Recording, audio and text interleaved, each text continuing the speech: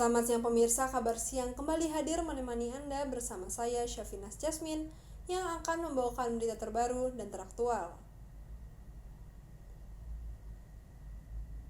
Saat ini, internet sudah menjadi bagian dari gaya hidup masyarakat. Hingga kuartal kedua tahun 2020, jumlah pengguna internet Indonesia sudah mencapai 196,7 juta jiwa atau 73,7% dari jumlah populasi. Dengan internet, berbagai aktivitas dapat kita lakukan, seperti berkomunikasi, berbelanja online, belajar mengajar, hingga berbisnis. Nah, salah satu media yang paling banyak digunakan oleh masyarakat adalah media sosial.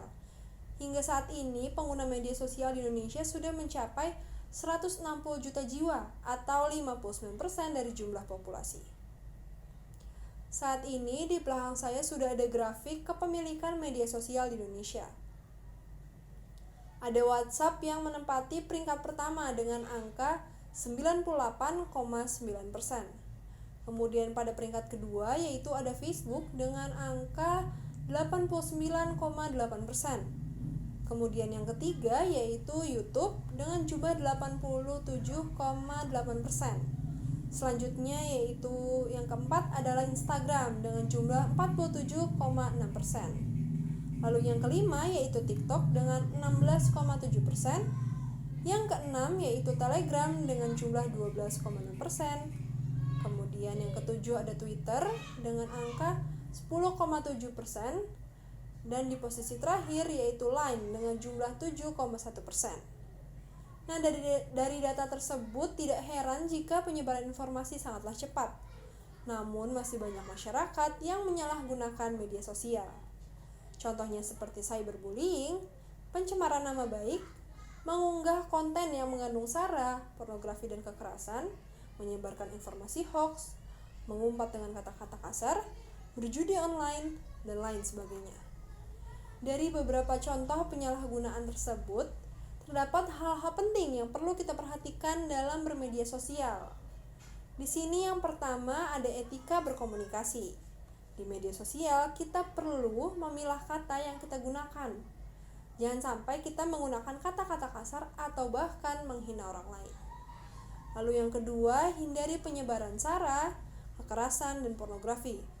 Hal tersebut telah diatur pada Undang-Undang Informasi dan Transaksi Elektronik atau UU ITE. Lalu yang ketiga, memeriksa kembali kebenaran informasi.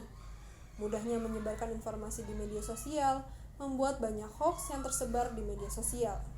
Maka dari itu, kita perlu memeriksa kembali baik pesan, foto, atau video yang kita dapatkan di media sosial. Lalu yang keempat, kita perlu menghargai hak cipta orang lain.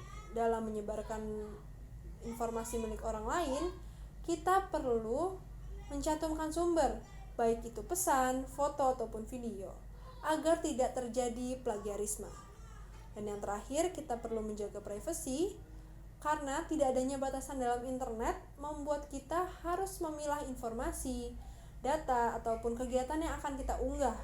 Hal tersebut dilakukan agar kita terhindar dari hal-hal yang tidak diinginkan, seperti pencurian identitas, penguntitan, dan lain sebagainya. Dari penjelasan tadi, mengapa etika dalam bermedia sosial sangatlah penting? Sebab media sosial merupakan ruang publik yang memiliki cakupan sangat luas. Dalam bermedia sosial, kita akan dipertemukan dengan banyak khalayak dengan berbagai ras, karakter, agama, dan juga umur yang beragam. Hal tersebut yang akan mempengaruhi kita dalam menentukan cara berinteraksi. Etika dalam bermedia sosial mempunyai peran yang sangat penting sebagai pedoman atau batasan dalam berinteraksi dan juga menyebarkan informasi. Maka dari itu kita perlu menggunakan media sosial dengan bijak. Berita tadi sekaligus menutup kabar siang kali ini. Saya Syafinas Jasmine dan segenap kru mengucapkan terima kasih dan sampai jumpa.